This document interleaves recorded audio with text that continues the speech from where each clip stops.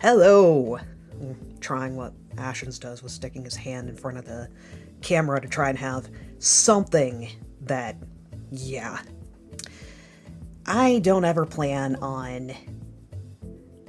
currently have plans for any kind of PNG or VTuber, or showing my face on camera. Definitely not going to show my face on camera, so you guys are stuck with my hand appearing in front of there, or me trying to use other tricks or visuals or whatever as stand-ins or puppets for whatever audio I might put together. Yeah, I'm not keen on showing myself on camera, and I'm not 100% sure what I'd even want as a puppet or visual aid to show who the who the hand is attached to. That weird tangent aside, I think it's been like 6 or 7 years since I last attempted or actually shared a sketchbook walkthrough. I've actually tried recording one a couple of different times, but I've discarded the audio and video for both of those. Fortunately or unfortunately, that's up for you to decide, but if you saw my latest community post, for whatever reason, when the one time, or the latest attempt I made at writing a fan fiction about a fan character, I had 2 different bots show up. 2! Recommending I turn this into some kind of comic. One was suggesting I turn it into a comic with the eventual end goal of selling it. No, I'm not interested in that. If I ever try to make or sell a comic, it's more likely going to be based on my own original characters and story versus fan comics. That's just my opinion. There's plenty of people that make self-insert kind of stuff, or even fan characters or fan comics, and there's an entire world of doujinshi. I'm not really interested in joining that, at least not at this point in time, but I digress. And then another bot left a comment on that same fanfic and was like, hey, I can draw these characters for you. And I got the impression it was a bot because I tagged this as fanfiction. And whoever was reading it, they obviously weren't familiar with the characters it was based on, because they were like, oh, these 3 characters stand out. Your fan character Scrooge and then Professor Venomous and Laser Blast stand out. Those 2 characters are the same person. You outed yourself as not knowing what this was when you put that there. Did you not look at the things I tagged?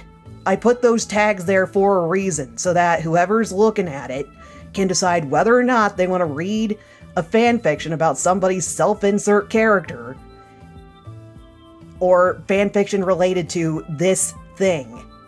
The tags are there for a reason. I even put it in the synopsis. I even put that this is about a fan character and has very specific whatever. I think I just wanted an excuse to complain about this. But anyway, I decided that since 2 bots were interested in turning some of my shit into a comic, at some point I'm going to take a couple of scenes from that same fanfiction and adapt them into a comic. But in the meantime, I'm going to show what previous attempts I've actually made to make one-off fan comics and stuff. I'm actually going to show something on screen instead of you just listening to me ramble like a mad person now. Yeah, I use a lot of filler in these because all of this is pencil drawings. Oh god, you just saw some of the other crap on the desk. It's a mess in here. It's a shared space, but whatever. Okay, I'm just going to get to showing the comic now. This particular sketchbook I found at like Five Below or Barnes & Noble or something back in 2018. Picked it up because I was like, yeah, I'd like to try and get into comics, but I have no faith in my ability to draw paneling and stuff. Okay, one more digression. If you're looking into getting started drawing comics, or would like some kind of visual aid or whatever, first thing I suggest is KevinMacLeod. I had a English professor recommend that and use it as his basis for teaching about literature.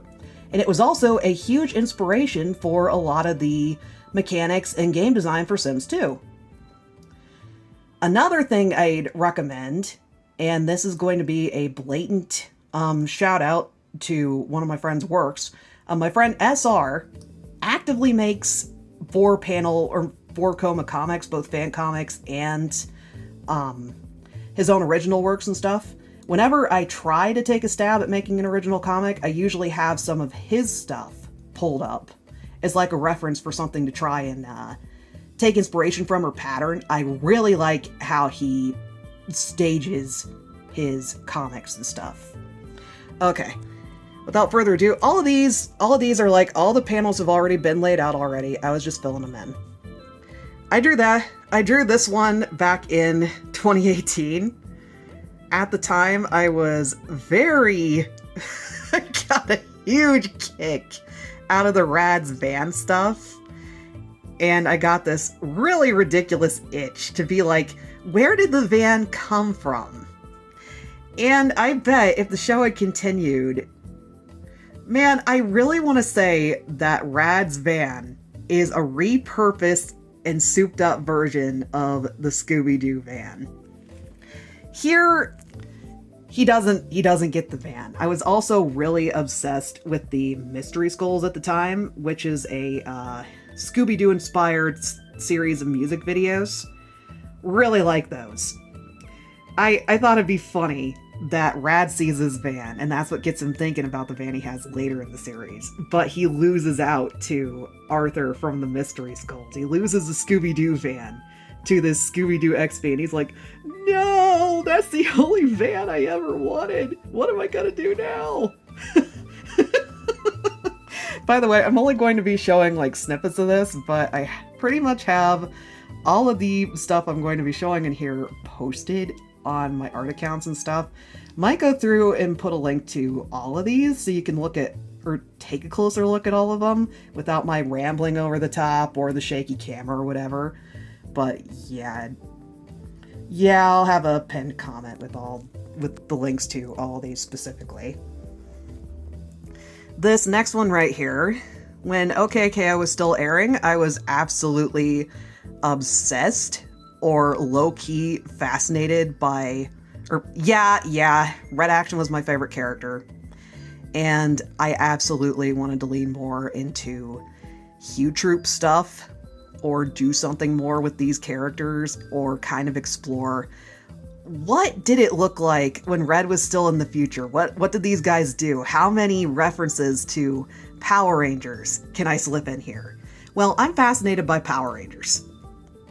That's my big thing. If I was going to take another crack at it now, I'd be taking a closer look at Voltron, reading up on what all was involved with that, and lean more into that. My partner informed me that's more the inspiration for the Hue Troop. So if I were actually going to do anything else with them, it'd be more Voltron homage and stuff. But I am not well versed enough in that to do that. So the ones you're seeing here are from 2018, and there's Power Rangers references. So this is a classroom. Obviously, the blue one's in charge. Man, I don't remember their names off the top of my head. I'm sorry. I fake it if it comes to... I do not have encyclopedic knowledge on this cartoon. Whatever videos I make, I usually have to go back and watch a certain list of episodes. I probably have the wiki pulled up and have all the episodes right there, and I'm probably making reference to that. But yeah, that's supposed to be a reference to the hokey Zordon head you see in the 90s Power Rangers series. And then this is like them getting training before they actually go out in the field.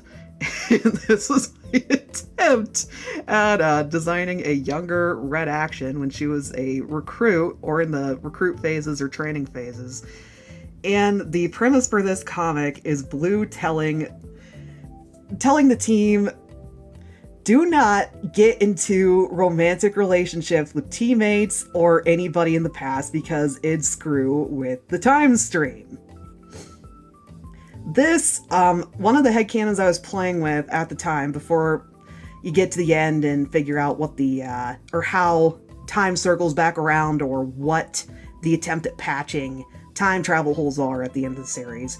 Was there something romantic going on between Red and Yellow? Was there, like, a romantic connection there? Like, are they exes? Kind of played with that headcanon a little bit. And then this was, when I drew this, it was a couple years after, watching through, I forget what that anime's called, but it's the one with the cell phone microwave.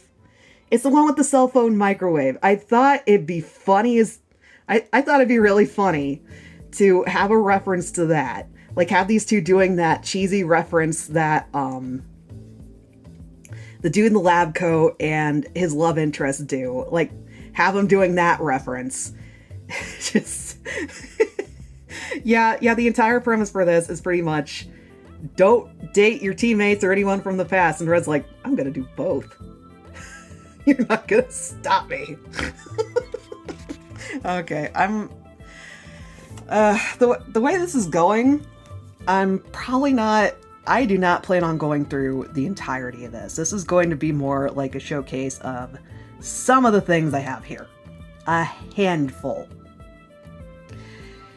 If anyone's interested in, like, a full 2-hour ramble session, I might try that someday, but today I'm only going through a handful of these, and then I'm going to call it good. Okay, this next one. So the previous one was one of my first attempts at kind of playing with a red and yellow previous relationship. So this one is an ambiguous Red and Enid date. They're meeting up at a diner, and then you have, of course, Brandon and RMS in the back. That's one of my other favorite ships. I should do something with these two at this point. They might get their own video or something. I don't know yet, but so this is dropping in right in the middle of them having an awkward conversation covering, so what was your previous dynamic with Yellow? What happened there? And then this is chronicling what or why these two didn't work out.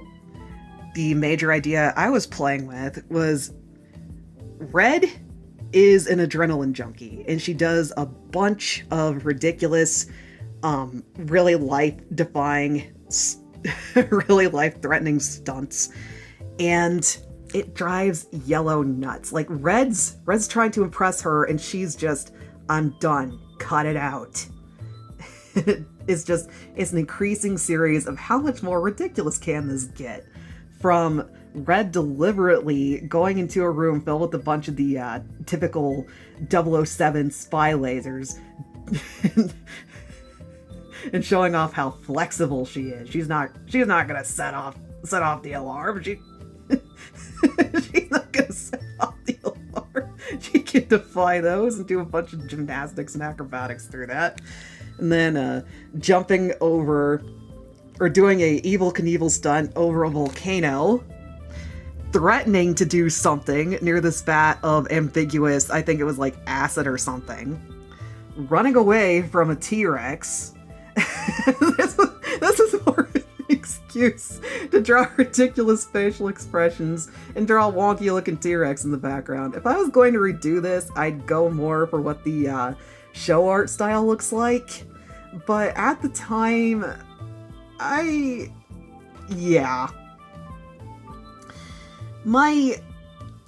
say I was an intermediate level artist at the time, and I was still trying to figure out how to draw these characters, and I'm not exactly a background detail person, but anyway, you get the idea here.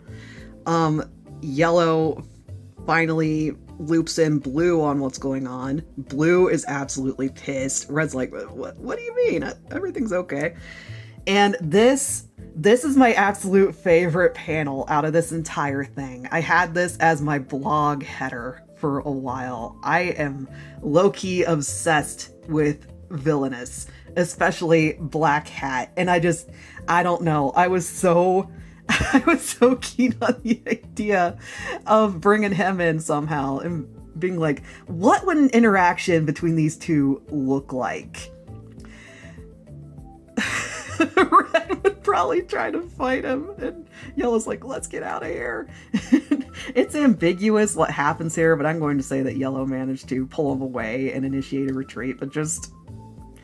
I am still so freaking happy with the shit-eating grin on Black Cat's face. I'm half tempted to redraw this at some point and make him look even more eldritch and more sinister.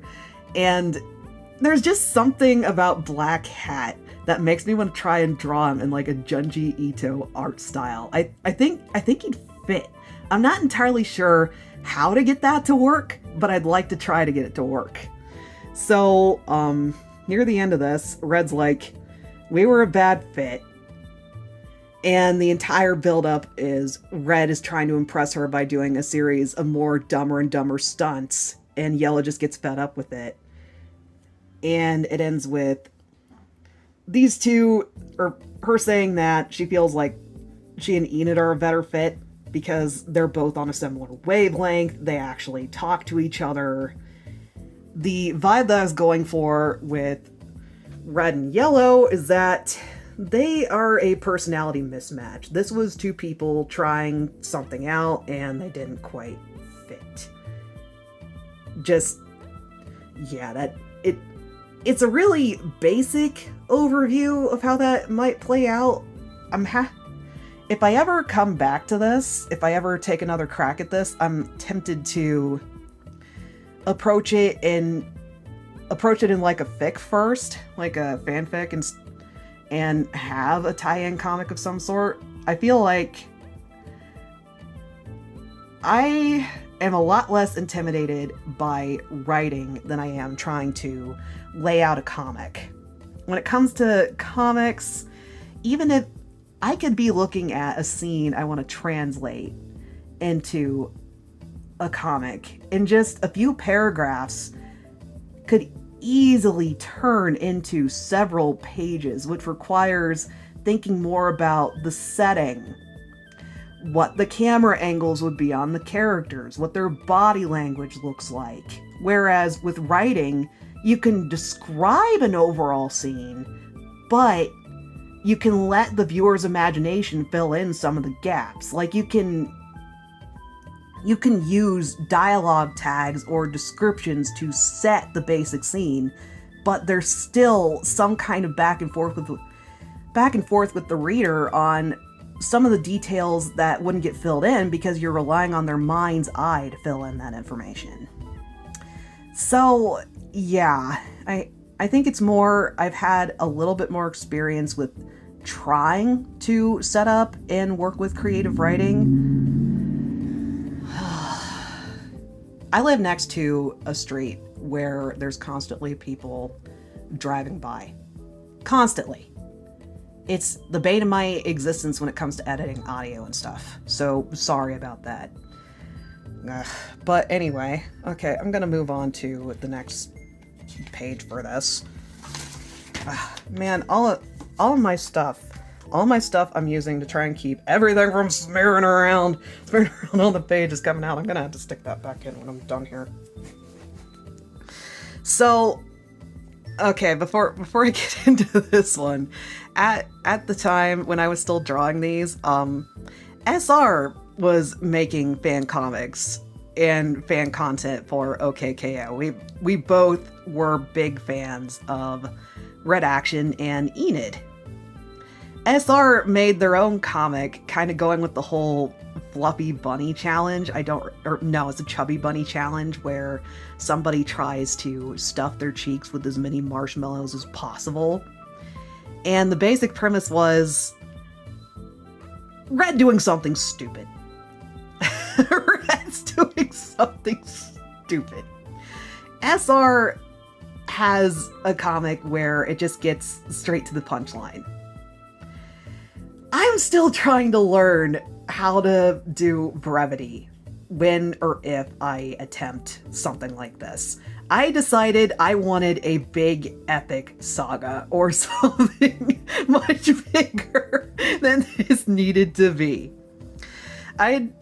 So this starts out with Rad is doing the Chubby Bunny challenge and trying to stick as many marshmallows as he can fit into his mouth as a very dumb stunt to impress his idiotic friends. And they're cheering him on while Enid's like, oh god, I have a big crush on this guy. I don't know how I feel about him right now.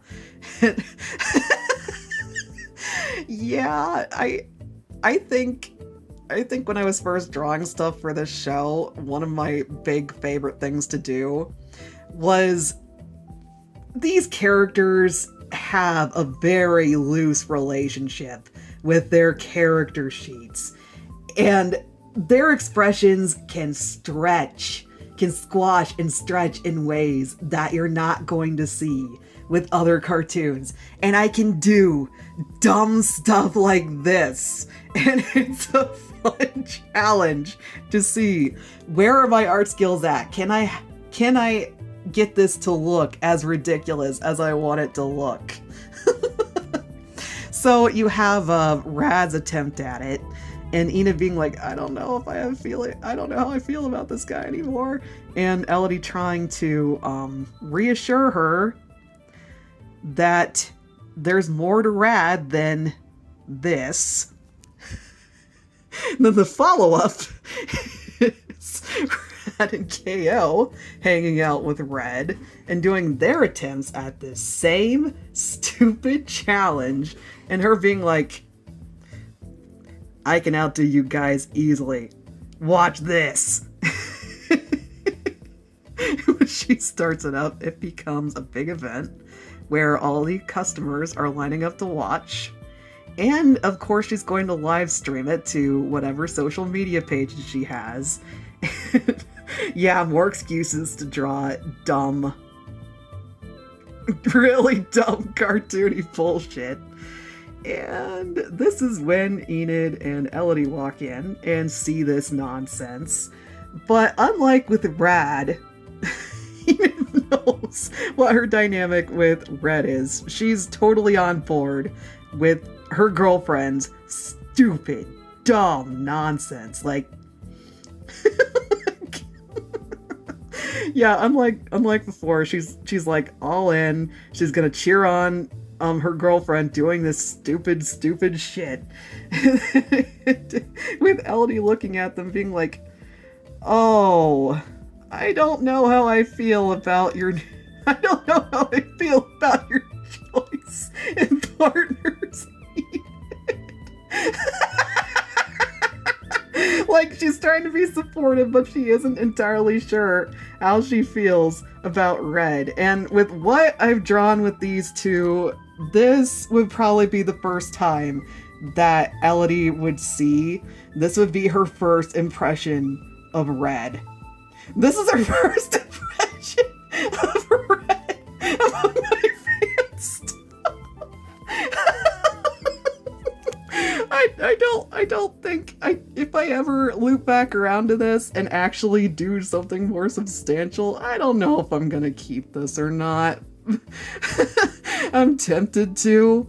Like, I really love the idea of Elodie's first impression of her childhood best friend's girlfriend, like low-key competition or whatever you interpret their dynamic is. It's this.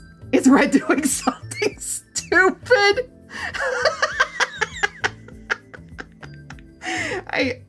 I think Elodie would be supportive. I don't think it'd take her and Red too much time to develop their own dynamic. I think they'd get along.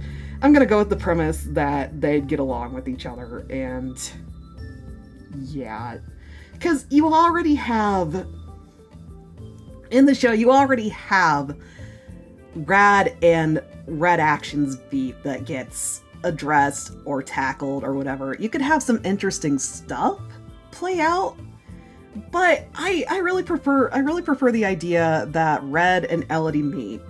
They know what the other's background or history with Enid is, and it just picks up from it just picks up with establishing what their dynamic looks like, how they get along with each other, how they be friends, that kind of thing. That's where I'd want to pick up if I was going to do anything following these two. Well, something besides this.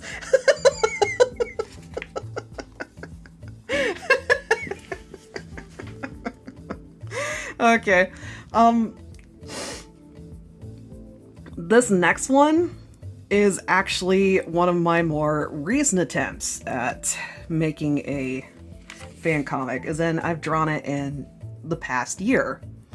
I did have some scribbles across this page, like stuff like I originally fell off of OKKO after 2019, but the one thing that stuck until I started getting back into it again in like early 2024, the one thing that stuck was was my favorite crack ship ever, Cupid and Joe Cuppa. I can't tell you what the origin of this is. It definitely isn't me, but I remember seeing somebody's like series of ship post art, and I was like, and the tagline they used to describe it was, these two could be compared to Roger and Jessica Rabbit. And the way they drew them together, yeah, I totally see the vision. I want this. So I had some like rough sketches drawn out for them on this page, and I finally was just like, I'm gonna sit down and draw this. This needs to be a comic. This needs to exist. This stupid thing needs to exist. Even so, the basic premise is Rad's showing off this venue to Joe. And as he's showing off this, Joe's interested in using this as the debut of his potential career as an R&B singer. And as he's checking out the lobby, Cupid just happens to be there, like peeking out from behind the curtains on the stage and seeing these two talking about Joe taking over this venue and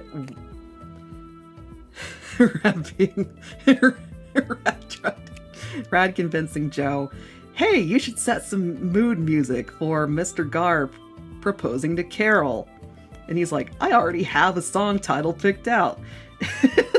Coffee pun song title. And this is like, I consider this the beginning of Cupid catching feelings for Joe and being like, I like something about this weird, frumpy dad joke mug-headed guy. I like the stupid premise for this comic so much that I did take it and turn it into the beginning chapter for a fanfic I'm working on. I do want a full fanfic establishing Cupid and Joe Cuppa as a thing. I am going to make this happen. I am hell-bent on it. Well, going to make it happen in, like, fanfic form.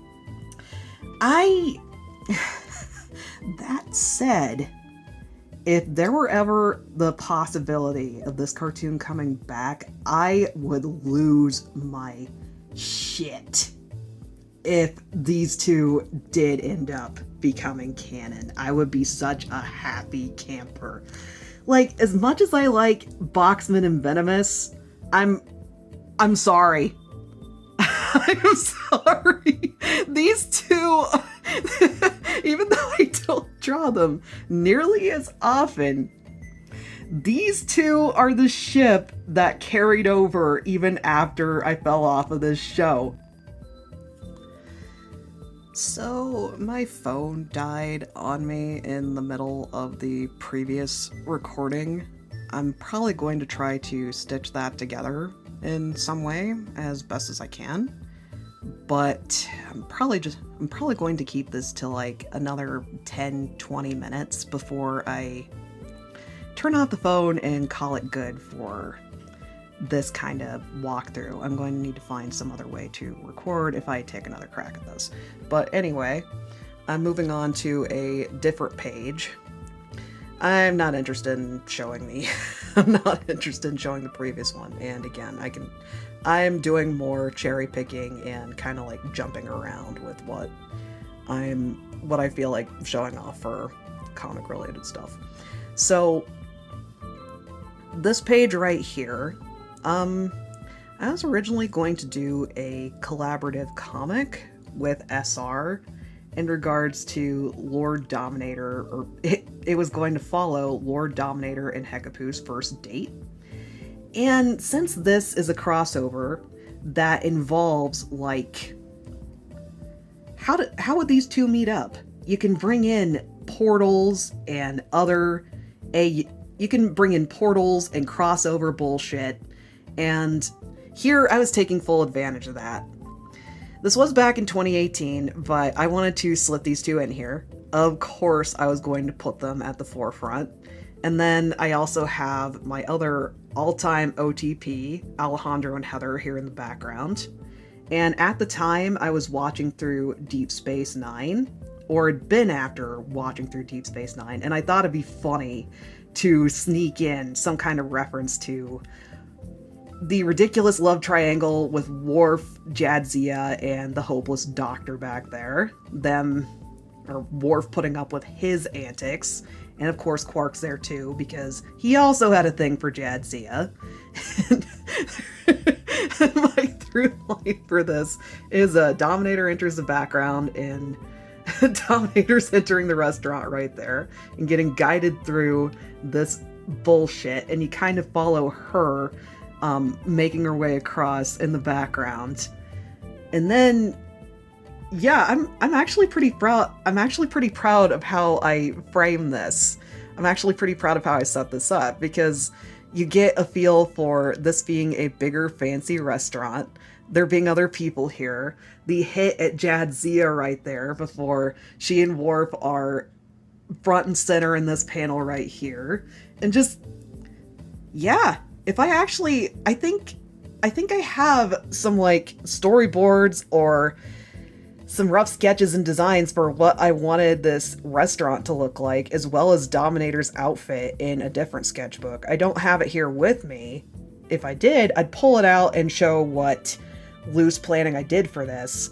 I actually get better results when I actually try to sit and plan things out versus flying by the seat of my pants.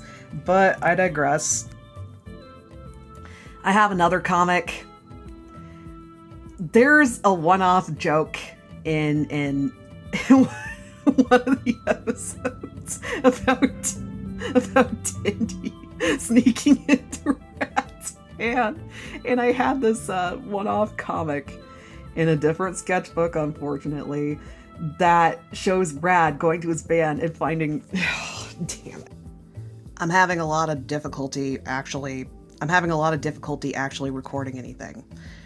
So, thank you for tuning into this and watching what I do have. I'm going to try and troubleshoot for future attempts at doing something like this.